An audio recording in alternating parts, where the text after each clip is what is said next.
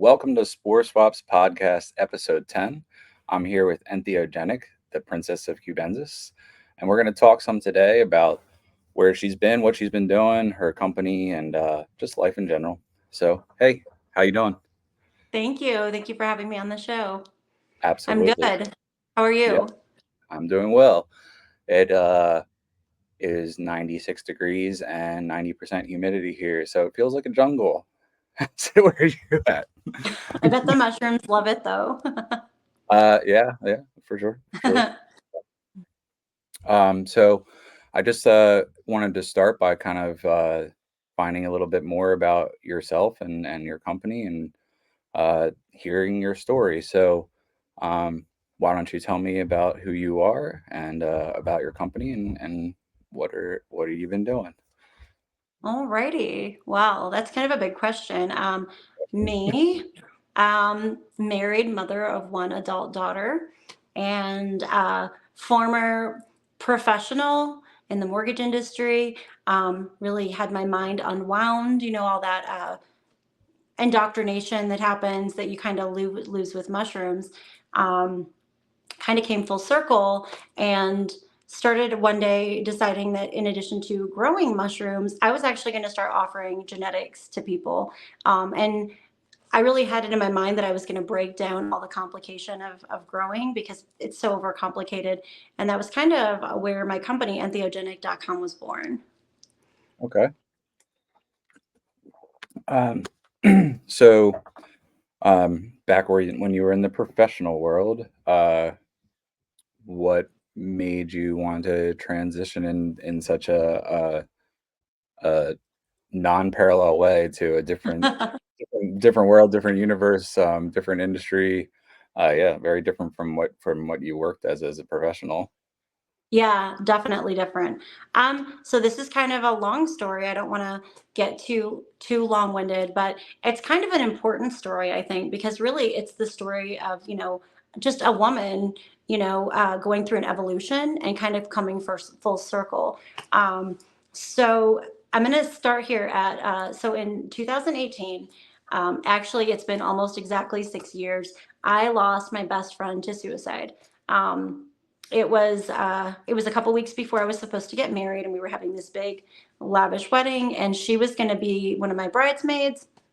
And it caught me by such shock because this friend and I had been through a lot of the same trauma growing up, and we'd really bonded over trying to heal through that.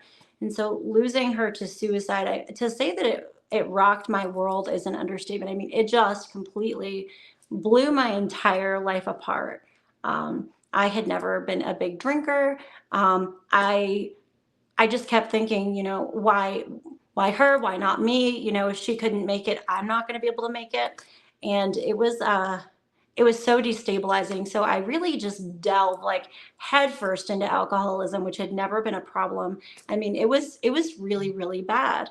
Um, so I went through that for a time, and my family was worried. My friends were worried, and I was really just kind of bottling up all this feeling inside. And I came to a point where I kind of had given up hope, but I needed a nudge to do something about it. Um, so my daughter, a few years ago, who was, I think she was 18 at the time or 19, she was fine one day, and the next day she wasn't fine. She was in the hospital struggling with kidney and liver failure, and we didn't know if she was going to make it through the night. I remember on July 4th, because it was July 4th, we left her at the hospital, my husband and I, and we were just like dying inside. We're like, we didn't know if she was going to be alive the next day. And it was funny because so I'm from Michigan, where we have some of the plant medicines are legal there, like marijuana, cannabis, and neither of us were smokers. And he didn't even drive home. He left the hospital. He drove straight to a dispensary. Like, this is where we were. I mean, it was just rocking our minds. There was discussion of if she needed a liver transplant and what was going to happen with that. And I was like, you can't give your daughter your liver because you're an alcoholic.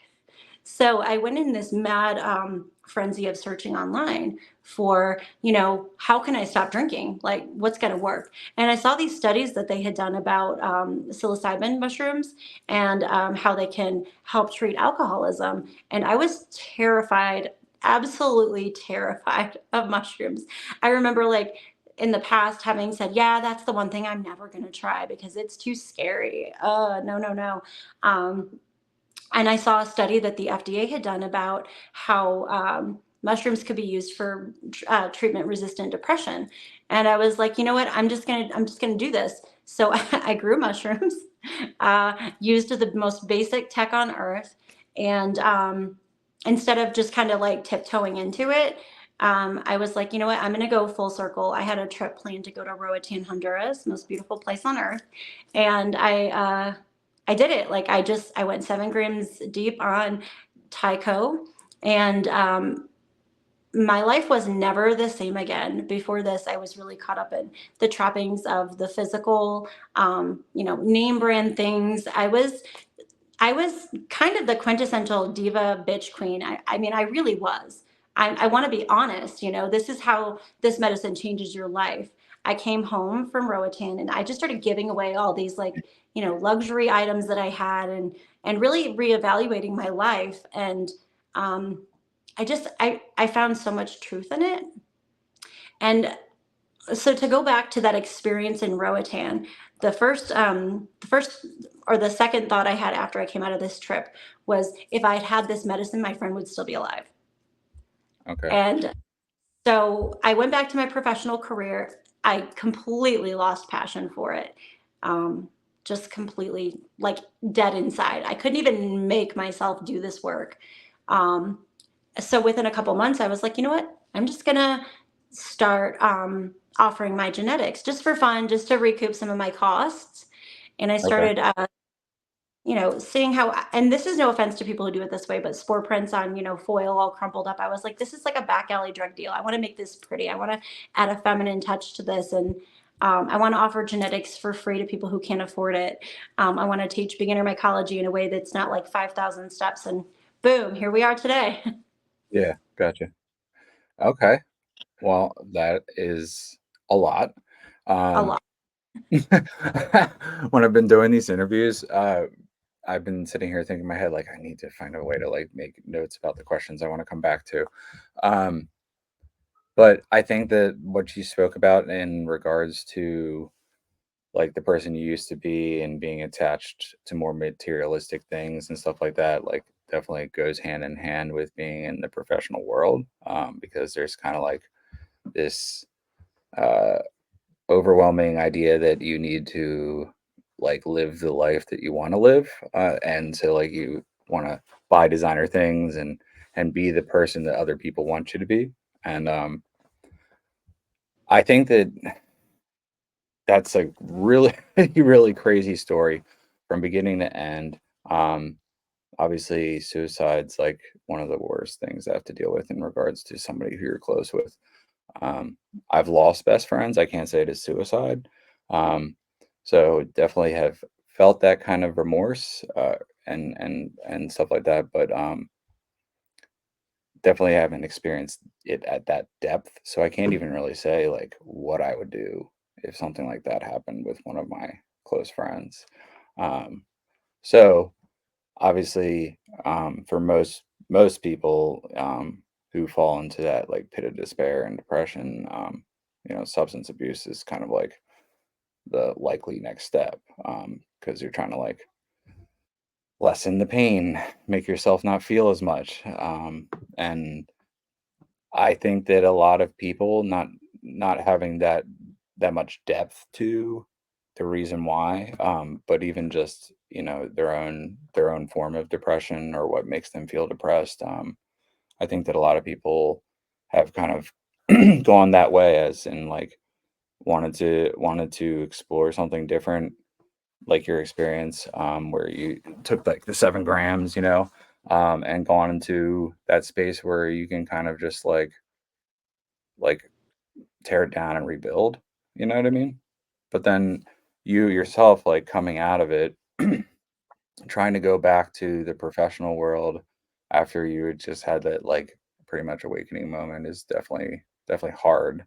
And when you spend a long time in a professional industry like that, there's burnout before the fact of so many different things that were hard to handle. You know what I mean? So then continuing on through that is definitely really hard. So I understand the natural transition. You know what I mean?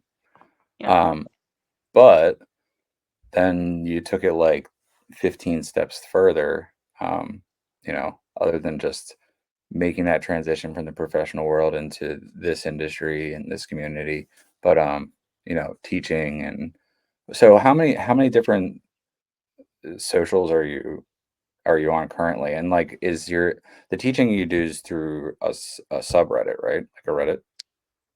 So no, actually, I'm kind of on Reddit, but there's a lot of Reddit's difficult. That's where I made my start. But I'm on Instagram, and I Okay. do a lot of my education on Discord. I have a Discord Mm. community. But what I do is when we do those classes, I record them and I upload them to YouTube.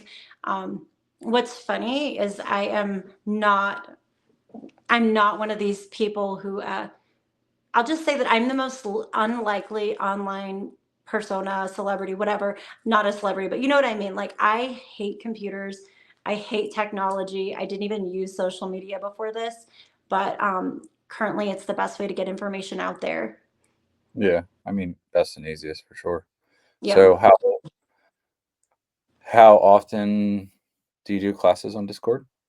So we were doing them every week. We could basically usually go through kind of like a season of like we'll do an 8 week class where we start beginning like spore to egger, and then we will go and build from there until we have a flush and we're actually rehydrating for the next flush. And I've done that 2 times now in the last year. We're about Okay. ready to start another roundup, and I'm actually about to start doing it in person. Okay. Okay. Oh, all right. All right. So you're currently in Colorado, correct? Correct. Okay. Correct. So where would you be able to teach mycology in person? That's a good question.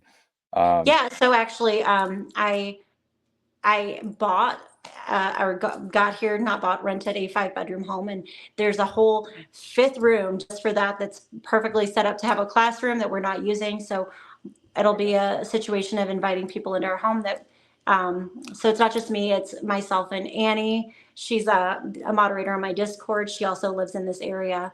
And we're just going to teach open air, easy beginner mycology. Um, okay, which is something I'm passionate about is you don't need all this stuff. gotcha. Well, and you're not wrong. Um, and what I found is that there's a large portion of this community are people who are just beginners. The people who know what they're doing, unless they're like in the industry in regards to being vendors, like you and I. Um, they like the people who are vendors, et cetera, unless you're doing tons of social media marketing and posting and stuff like that. Like as you learn and grow, you become a little more detached from social media because you're like, I know what I'm doing, and you're just like off in the corner doing it. But the people who are super active in the community and commenting all the time and stuff like that, a lot of them are beginners, and a lot of them also will represent like, you know, this is what I've come to learn and found out is that just because they have like a myco name, you know what I mean, that slug or whatever on Facebook and it says like blah blah blah mycology, there's a good possibility that person is like months in and Yeah. still is just learning what they're doing, but they made like a myco name on Facebook. So I learned not to assume that just because people have those names that they actually know what they're doing, because most people who I come across are still at that beginner learning phase. You know what I mean? Like they haven't gotten to the true depth of it. Like they're like making a grain jar from just shooting an LC in there and there. They're like, yeah, got it going. Don't get me wrong, we were all that excited at the beginning for sure. Yeah. But so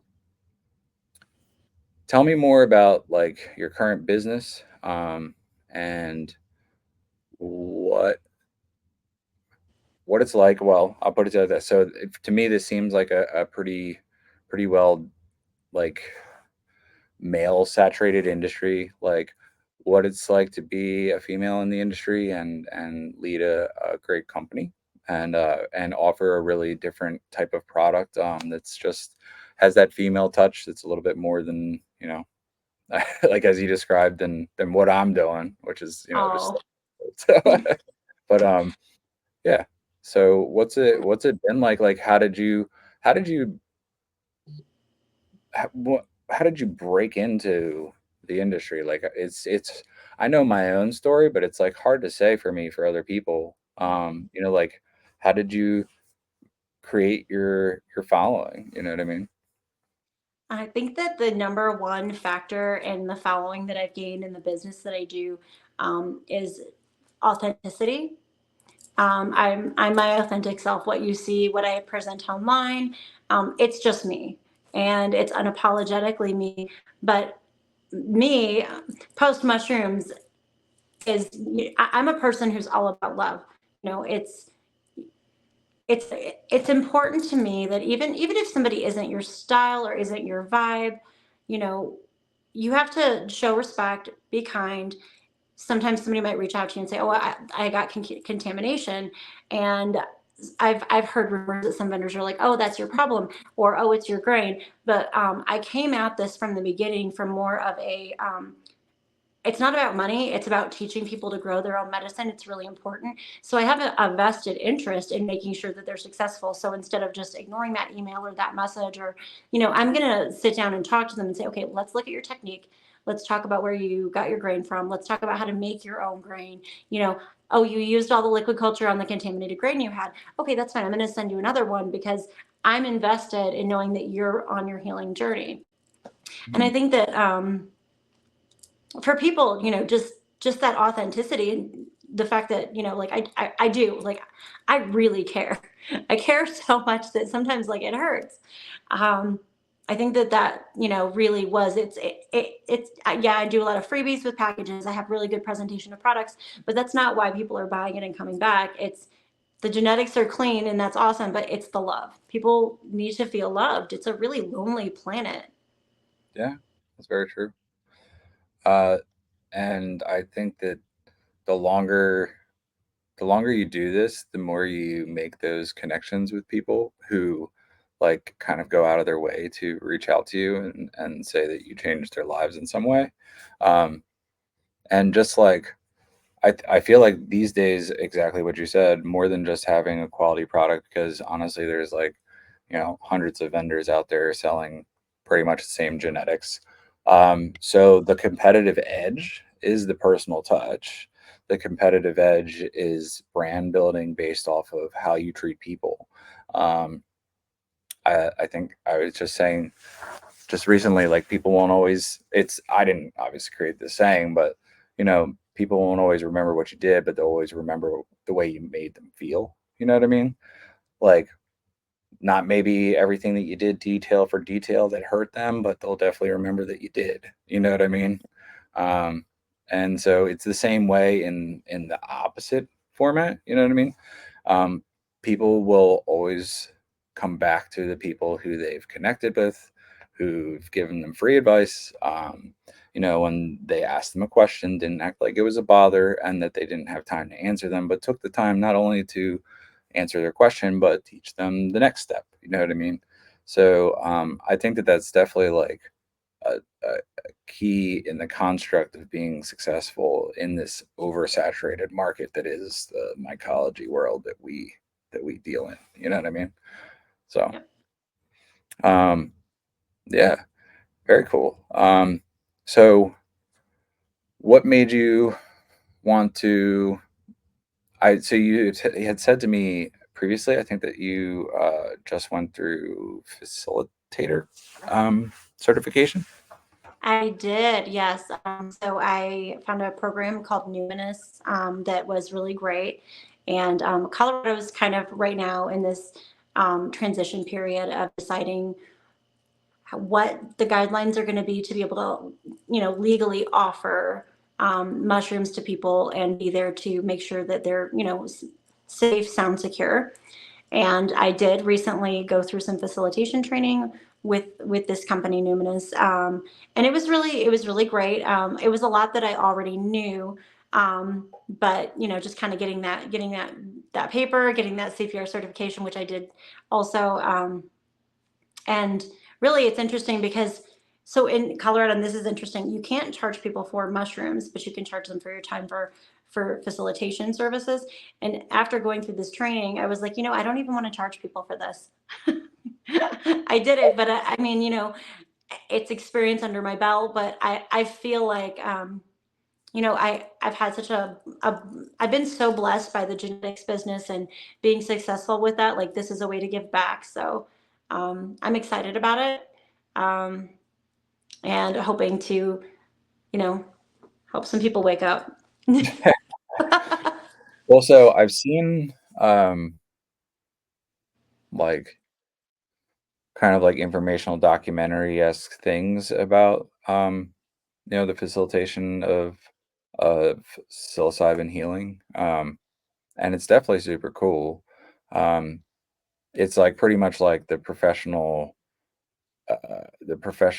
like certification to be a trip sitter, but in a more meaningful way, like not just to make sure that this person doesn't go off into space, but like to help guide their energy. So, can you tell me a little bit more about like what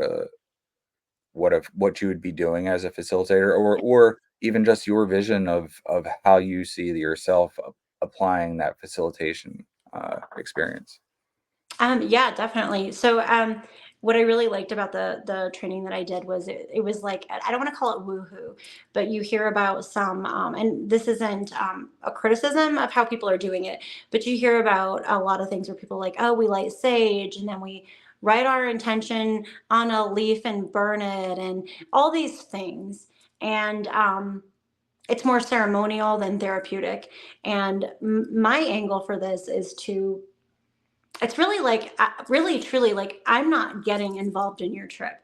I'm here for the before and the after, the intention setting. We're not just going to say what the intention is. We're going to kind of have a moment of embodied inquiry where we sit with that intention, we feel where that intention is coming from in our body. What does it feel like? What does it look like? Is this something that's safe? Is this something that is doable? Is this something that we can focus on? Really setting that intention in advance, and then afterwards, after the trip is over, I'm very much a stay out of the way, let the mushrooms do their work. No phones, no electronics, no music. You're there, your eyes are covered, you're wearing something to protect your hearing, no outside influence. And then afterwards we kind of just sit together in some space of inner reflection of what was most powerful for you in this trip. And okay, so what does that look like for you? What does that feel like? And what does it feel like if you're able to tomorrow take what you learned and just for one day exercise integrating this process into your life? And then what do you think it looks like if you do it for 2 days in a row? Kind of really just taking advantage of the way the medicine works to create a new way of thinking in the mind, which is exactly what psilocybin and psychedelics do. Yeah, for sure. Yeah, you know, it's one of those things where you can either use it as a party drug, or you can actually use it to help your life, explore different ways of thought, et cetera, et cetera. And it kind of makes me think of like the way that people take, ayahuasca journeys, like going down to another place and administering. And I had a friend who did it, and she had a completely uh, super terrifying experience the night she took it. Mhm. But like it was like one of those things where she just like went straight back to the trauma, but like it was like she approached it head on. And the way that they kind of constructed the 3-day weekend was like, first day is a like talk through your stuff day with people who are also doing it on the same weekend. And then the second day is doing it, and then the next day is like kind of like reflection and talking about your experience, and she said that, like, the experience itself was life changing, but then like the people and the follow up was like one of the coolest and biggest takeaways, because the people who were there with her that weekend and experienced the same, like, it's like you're like processing very different things from very different places. You're very different people from all over the world, but you're going through that same type of transformation, right? Where you're approaching your problems head on, and really exploring the depth of what they are to kind of create that healing process. And I think that that's like definitely something that is totally cool about psilocybin, in obviously, like, a relative but not the same experience between that and ayahuasca, but if you take enough, it could be. Um, but yeah, I mean, I can't say that I've come across anybody in the community who actually has started going through the training process of being a facilitator. Everybody talks. I'm not saying everybody, but people talk about it, but nobody's like really like running with the idea and like actually doing it. You know what I mean? Like, I've talked to another person who wants who's in a more legal state than I am, who's in the process of applying to have a church. Um, but in I think that a lot of times also, it depends what state you're in and the laws that you have to abide to. So, um, out there, like, you have to, I think that the stipulation in the law is that you have to have a church to be a person who administers, you know what I mean? Like that type of thing. Um, so yeah, super cool. And you said that was through what again? Is it like an online thing? Is it in-person thing? Okay. So yeah, I did an online education. It was a company called numinous.com. And so that's Numinus. And it was affordable. And what I loved about their program is that you didn't have to just take like a year of classes. You took the classes that, they had a kind of like an experience informed questionnaire where you kind of talk about what your experience is with facilitation, and it kind of fills in the gaps with training suggestions. And it was a really good affordable price. I think for all of the training I did, I think I paid about $1,000. And compared to some of these where you hear 10,000, upwards of $10,000, it was nice. It was great. And honestly, just the people were great. I highly recommend it for anybody who's, I mean, even if it's just you're like, oh, I want to, trips at my aunt, I got so much from this, and it was really valuable for me. Yeah. I want to see where you take it. So, I mean, because you like, it feels like you're kind of like attacking the things that you're passionate about from pretty much all the angles, like, you know what I mean? Trying to teach, also help facilitate, run a business that helps people get genetics to help them grow their own medicine.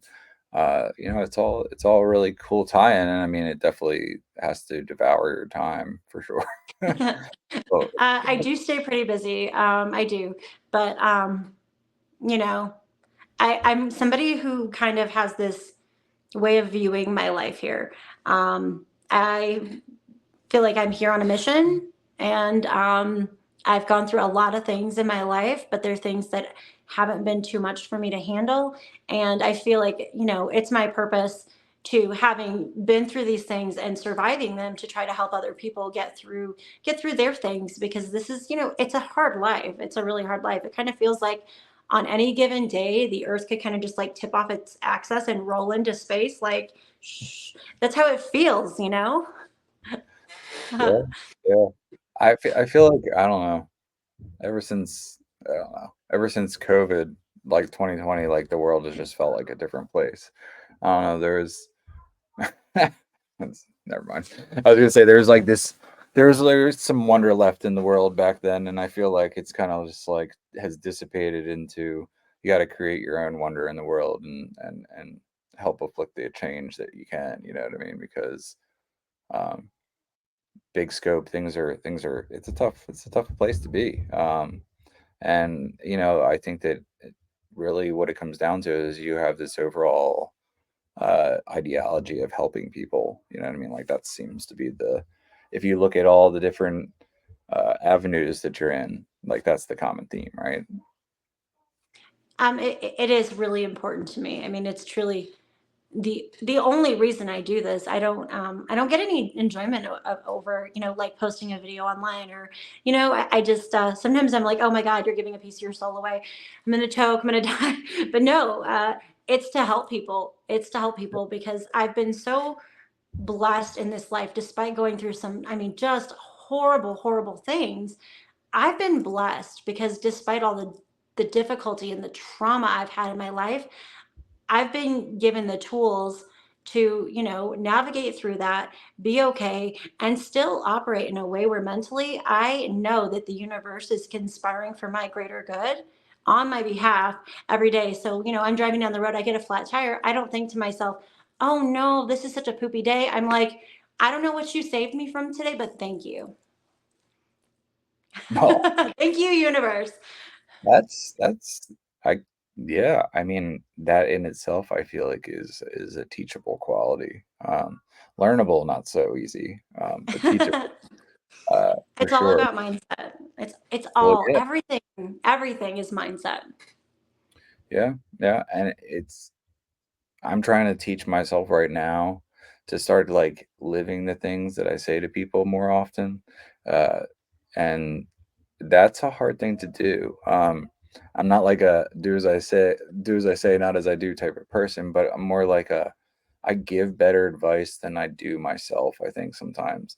And I tell people who like, it's like, oh, well, how was your day? Oh, my day was bad. I had a bad day. Well, tell me why. I mean, did you have the whole sum of your while you were up for 16 hours, was that all bad? Or did you have 10 minutes of your day that made the whole thing feel like it was bad? And it was just 10 minutes. You know what I mean? So that's a hard thing. I'll say easier said than done. Uh, Mode of thinking. You know what I mean? Um, but I tell the people who work for me that all the time. Like, oh, how was your day today? Like when we've gotten through a full day at work, and they're like, I'm glad that day was over. I'm like, what was so bad about it? Oh, this happened. Well, wasn't that like 10 minutes of the day? You know what I mean? It wasn't the full 8 hours. So, it's just, it's, it's refreshing when people want to have been through it, come out the other side, and then want to help affect people's lives. You know what I mean? In a way that maybe like somebody didn't have a person like the three G's of the world in their life to help them. And so many people are just maybe not alone in physicality, but feel alone in the universe. So to make those connections is even more meaningful. I think so. And if I can be, if I can leave this earth with having done one thing, that's the thing, is trying to teach people or show by example that everything, every moment, every day, it's truly what we make it. It's all about narrative, what we're telling ourselves. If it's like, oh, this guy broke up with me, my life is ruined, I'm devastated. I may not even go on living. That's one way to think about it. But another way to think about it is, oh, well, the universe removed this person from my life because there's something so much better out there for me. And, it's going to be so good. And I'm so grateful for that. It doesn't matter what's true, what's not true. It's really, truly about what you make your reality, Yeah, for and sure. knowing that's changed my life. For sure. Yeah. You know, 2 things. All right, so Mike Tyson, everybody's got a plan to get punched in the face. Okay, so that's like where not you, but where somebody starts like, you're going, you're going, you're going, and then life happens. And it sets you on a completely different path from where you were going. But then on the opposite end of that, uh, life isn't about how hard you hit, it's how hard you can take punches and keep going, right? So Yes. not to like just like compare it to a one big boxing analogy or anything like that.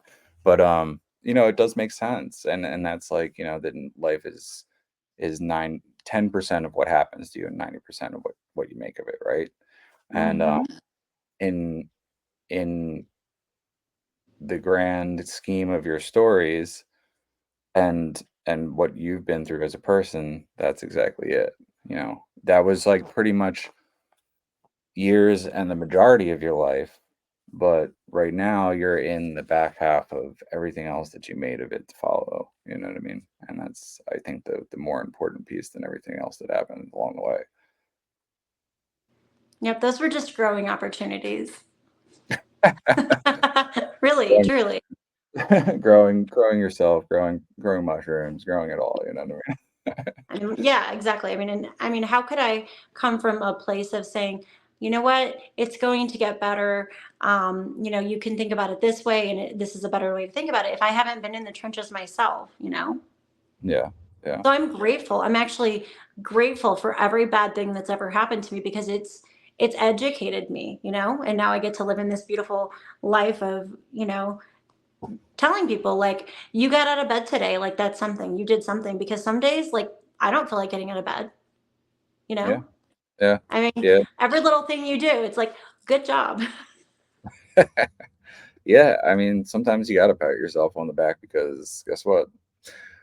There's seldom times that somebody else is gonna do it for you. So Let's the just thing, take an opportunity to do it now. If you're watching this, you're awesome and you're awesome and you're awesome.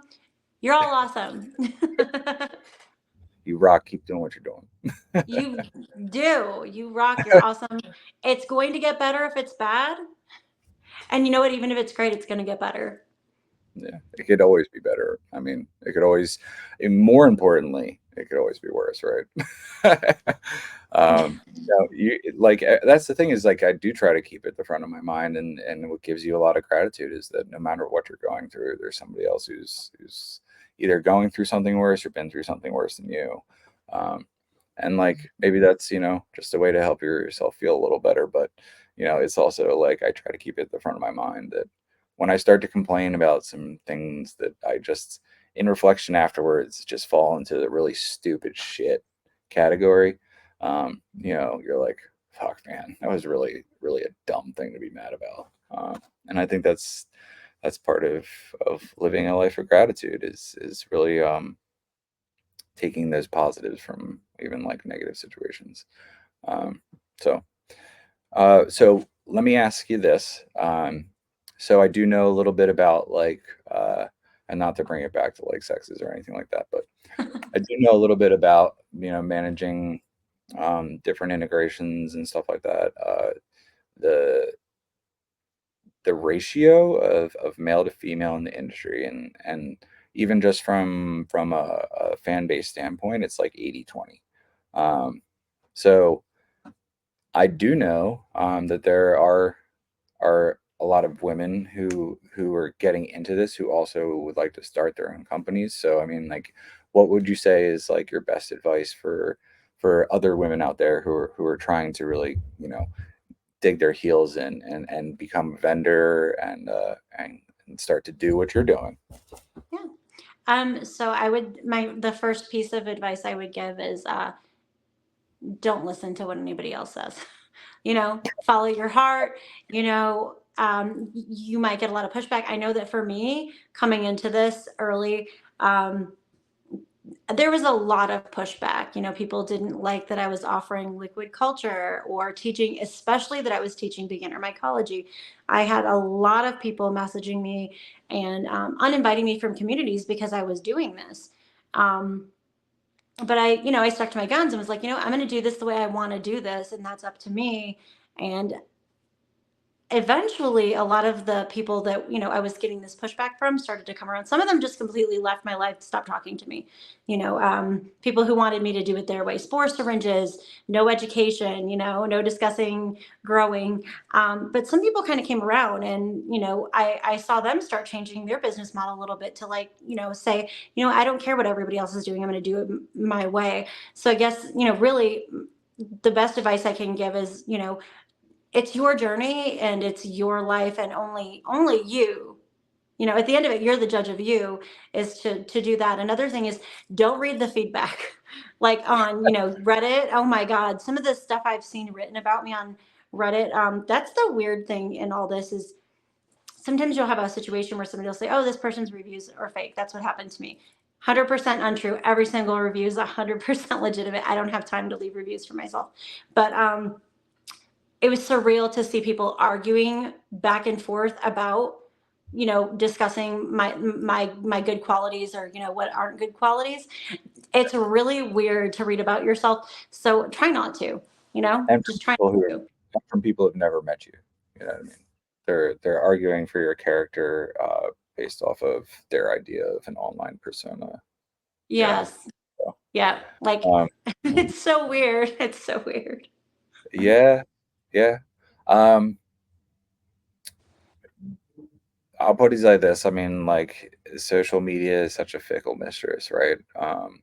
It can be the root of all your success if you do it right, and if you make one wrong step, or people just feel like giving you a hard time, it can turn into a garbage fire real quick.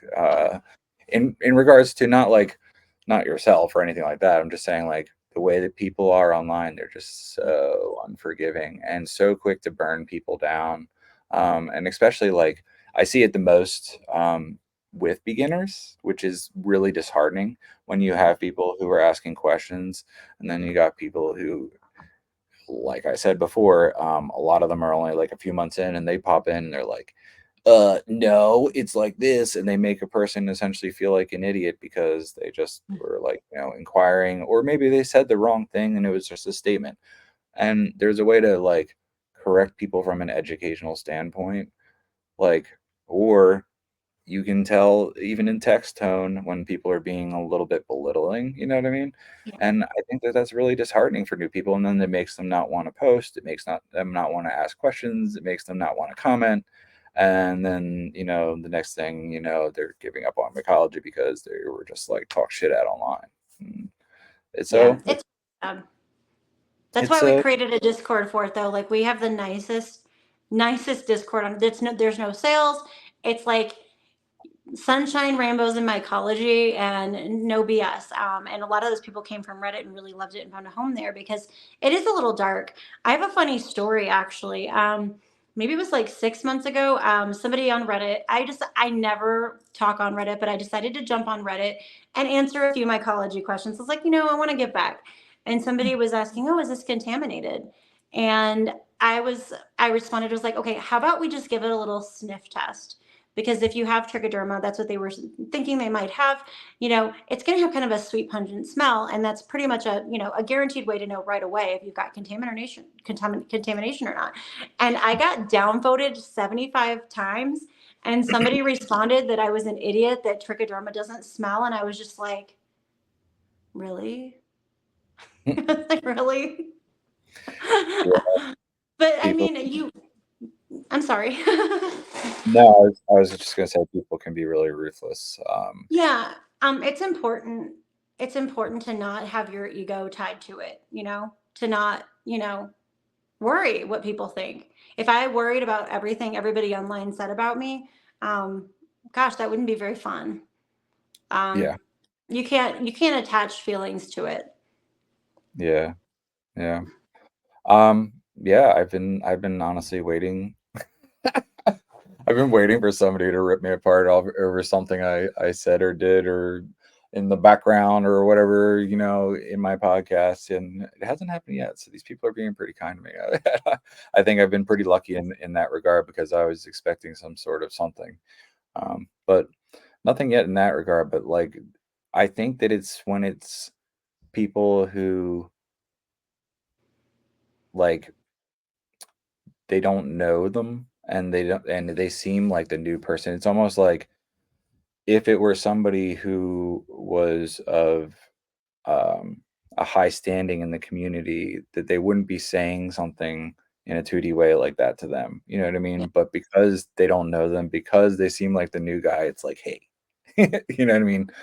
what do you think you're doing, noob? You know what I mean? Like, and I I am also from the same place you are. I think that, like, the more that I teach people, the less questions that they have to ask publicly and feel like Yeah. idiots.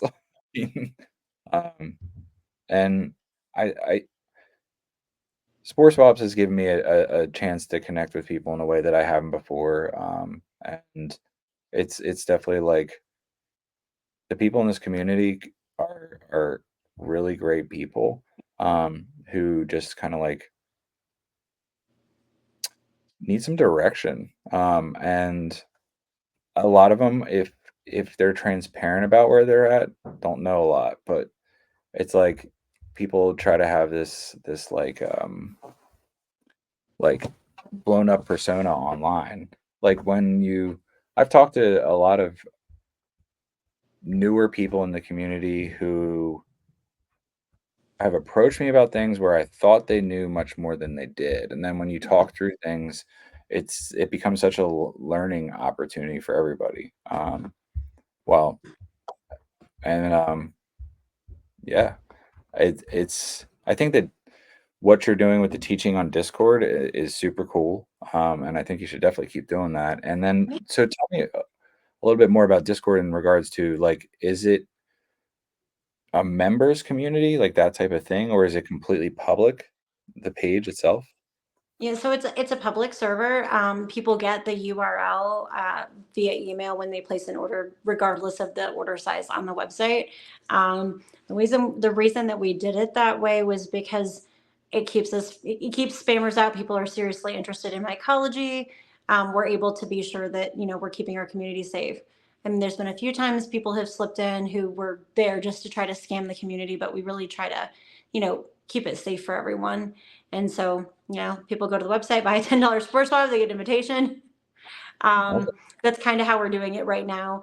I looked at Patreon and considered it, but I mean, at this point, I really went into this to share education for free. So I haven't really decided on that on a Patreon. If I did, it would be more of a like, so this is the best, easiest way to grow, vend, ship for vendors, because I feel like there's a lot of vendors that are new to doing this, and they're kind of lost. I know for me personally, I went from growing for fun to being a mycology vendor doing 150 orders a week in like a month. It was like, Yeah, that's pretty quick movement. Yeah, being somebody who does this, yeah, I understand how explosive that can be, for sure. Um, well, it's just, it's wild, in terms of lineage and time, how quickly you've advanced within the community and kind of expanded your business and your personal brand, because you have this, like, branding about your business that's also part of really great advertising and marketing. And you're really active on your socials, and you post lots of reels, and I it's like I think that's honestly, like, a key driver for people who are trying to get into vending more. Presence is huge. What I found is that, like, I can almost, like, tie, like, graphed lines and waves to how often I advertise, right? yep. If I go on vacation, I don't advertise for a week. Um, I come back and my sales are at, like, a slowed trickle because, it's I dropped from relevance for even just a single week. You know what I mean? So, the social media piece and posting often and being you share often your sales and different things that you're running at the time. And I think that keeping people present by being present is a key driver in building that business. So you do a really great job of that. Thank you. Sometimes it's hard to get on social media, but I appreciate that. I really try to. So, yeah, thank you. I really, really do appreciate that. The kind words mean a lot to me. Um, yeah, it's hard with mycology because we really can't just publicly be advertising. It's hard. There's not like a general community of, like we used to have Spore Traders, and that had about 300,000 people on it on Reddit, and that was a great place. It was shut down, and now the community is so fragmented. Groups on Facebook that maybe have 10 to 12,000 people, or a few subreddits, and then Instagram, but we're really not together much as a community in a way that I think we will be in the future. So there's not a great way to advertise. It's all word of mouth, truly. So you kind of have to keep your face out there and Yeah. not lose hope. I mean, truly, you could go from nothing to just having all these, orders in a week. I mean, it really can change in a week. Yeah. Yeah, for sure. Well, I know that you have plans this evening, and and you're obviously looking great going wherever you're going. But Oh, thank it's been really nice talking to you, and learning more about who you are and your business, and hearing about your experiences. And I really appreciate the depth to which you shared your personal life, and I think that it's a really meaningful message that our viewers will really appreciate hearing. So I you. thank you so much for sharing yourself and sharing your business, and coming on with us tonight. Thank you for having me on, and I hope you have a beautiful evening full of light and abundance and rainbows and all the good things. Awesome. Awesome. Well, I'm gonna put 3G's socials in our comments, and you guys can check her out on social media. She has really great stuff and a really great company, and I think that you'll really enjoy what you see. So check her out. Thank you. Thanks, Bye. guys. Have a good night. You too.